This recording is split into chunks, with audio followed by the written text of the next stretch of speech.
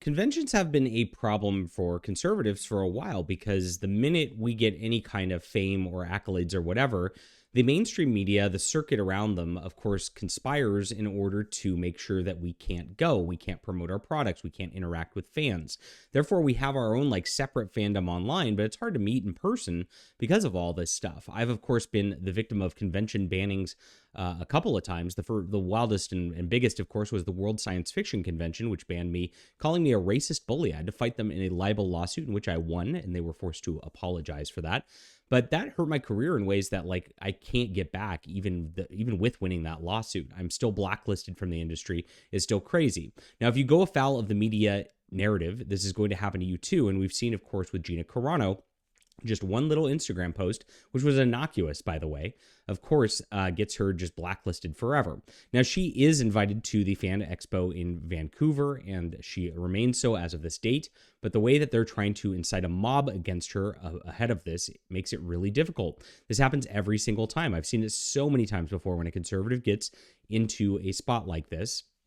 They try to organize hate against them in order to pressure the conventions in order to ban them. It's absolutely crazy. And that's what happened with me too. I mean, honestly, it didn't come directly from that Worldcon originally. It came from the Science Fiction Writers of America, SIFWA, who did this with Worldcon back in the day with me. Now let's get into the news. My name is John Delarose, of course. I've talked a little bit about myself. Make sure to get on my Subscribe Star and check out my science fiction works, check out my comic books. And of course, this helps me, of course, report the news and keep this site Fandom Pulse going, which is great. This is a new story by Jack Dunn today. Mainstream media outlet Global News calls for Fan Expo Vancouver to ban Gina Carano and tries to incite a cancel pig mob. So this is what's going on these days. Vancouver's Fan Expo announced in a tweet that the pretty actress Gina Carano will be at Fan Expo Vancouver next month.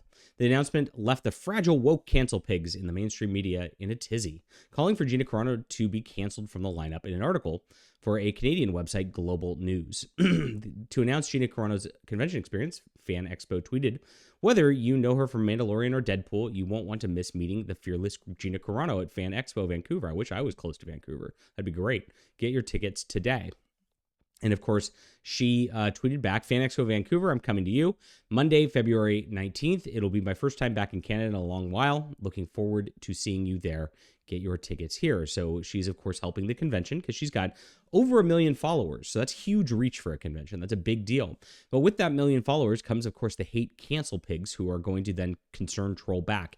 And that's always the tough thing. When I have big interviews here on the channel, I always try to tell them, I'm not going to actually highlight it in advance in case people try to screw things up and get the cancel pig mob going because of that. This is what the left does every single time.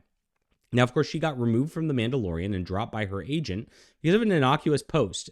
She said that being a Republican today was like being Jewish during the Holocaust. That's not a slight against Jews or anything like that. She's just comparing, of course, the left and their mob tactics to Nazi Germany. Now, the left loves to compare stuff to Nazi Germany all the time. This is what they do. They call us Nazis every single day of the week, while, of course, acting like the very Nazis themselves. Now, when somebody does it back to them, that's apparently not allowed. You'll lose your career over it, and that's it. So here's where it is. This is where it started. Blackwater D&D said, "I'd like to speak to someone from Fan Expo about this choice and explain why it's so detrimental to our diverse and inclusive community of nerds in the city. Please reach out to me via DM or email. For those interested, I've reached out to the con's programming lead via email. It's my aim to hold the con accountable and put pressure on them to reverse this decision. Thanks, everyone, for the support." This got picked up by Canada's Global News as they, of course, then said that these people are trying to, get rid of the anti-diverse and inclusive things by excluding and getting rid of diversity of thought. That's always what they do every single time. It's absolutely sick. And of course, nobody ever gets held responsible for this kind of behavior at the end of the day. It's very sad. This happened to Kevin Sorbo, of course, a few years back. Comic-Con New Jersey banned Kevin Sorbo because he's friends with Sean Hannity. Literally, the guy who is the convention organizer, posted that on his Facebook. Absolutely out of control. And that is, again, just something that's happening all over fandom. Whenever a conservative gets out there, whenever we're just trying to hang out with fans and have a good time and all that, they try to incite hate mobs against us. And Gina Carano, of course, has suffered the slings and arrows of this for a very long time, and I don't see it stopping soon. I really hope that Fan Expo keeps her on the programming and doesn't bow to the cancel pigs. That's a big deal right now, and we appreciate, of course, people who are brave enough to support conservatives in the arts.